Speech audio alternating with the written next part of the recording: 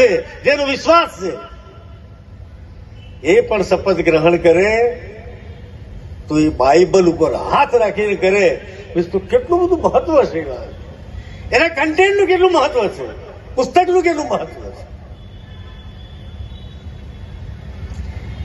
કન્ટેન્ટની વિશ્વસનીયતા. અત્યારે તો મને ખબર નથી કે જ્યુડિશિયરીમાં શું સિસ્ટમ છે, I don't know exactly right now, પણ મૂવીમાં જોઈએ છે ને વાસ્તવિકતા હતી કે હું ગીતા ઉપર હાથ મૂકીને કહું છું કે હું જે કહીશ એ સત્ય કહીશ, સત્ય સિવાય બીજું કશું જ નહીં કહું. શા માટે? એવું કયું એલિમેન્ટ છે કે માણસને સાચું બોલવા માટેની પ્રેરણા આપે છે, જૂઠથી દૂર રાખે છે? આ મિત્રો પુસ્તક છે, ગ્રંથ.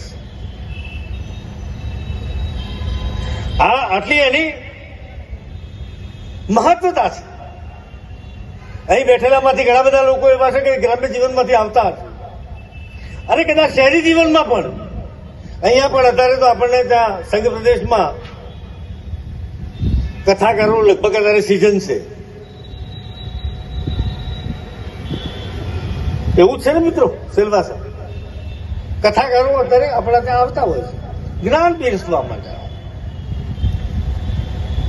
આપણને માર્ગદર્શન કરવા માટે આવે, આપણી ત્રુટિઓને કરેક્ટ કરવા માટે આવે છે. એ કથાકાર પણ જયારે કથાનો પ્રારંભ કરે ત્યારે સૌથી મોટો ઉછાળો જેની બોલી બોલાય, માથે પોથી યાત્રા નીકળતી હોય, આ પણ એનું એટલું જ મહત્વ છે. આ એનો જીવતો જાગતો પુરાવો છે. પોથીની યાત્રા નીકળે.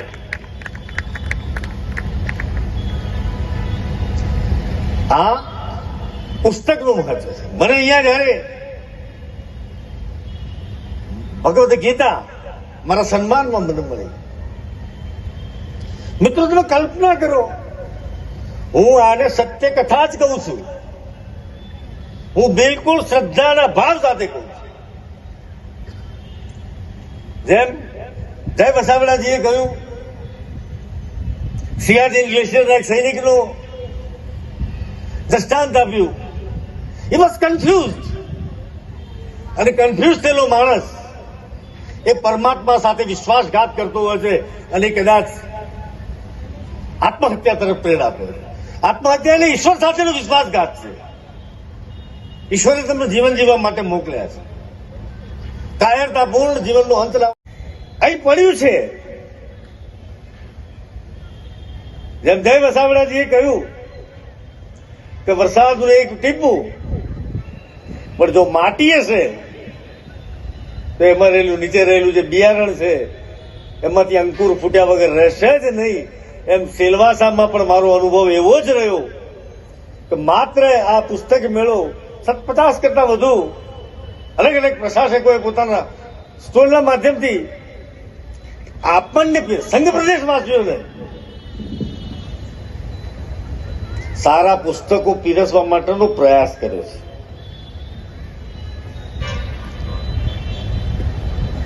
મિત્રો,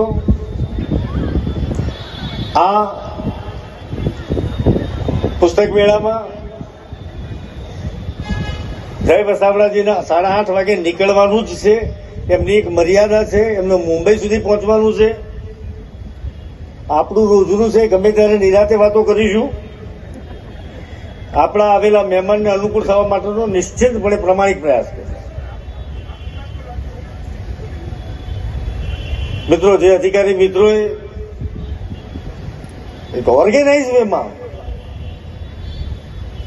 આ સુંદર પુસ્તક મેળાનું જે આયોજન કર્યું છે, મારી આખી પ્રશાસનની ટીમ હૃદયપૂર્વક અભિનંદન આપું છું.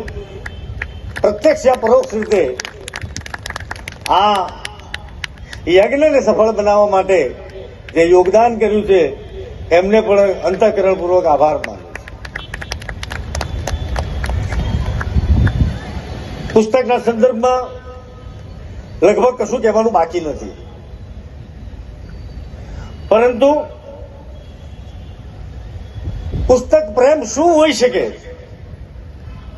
એના 2 ઉદાહરણ આપ્યા.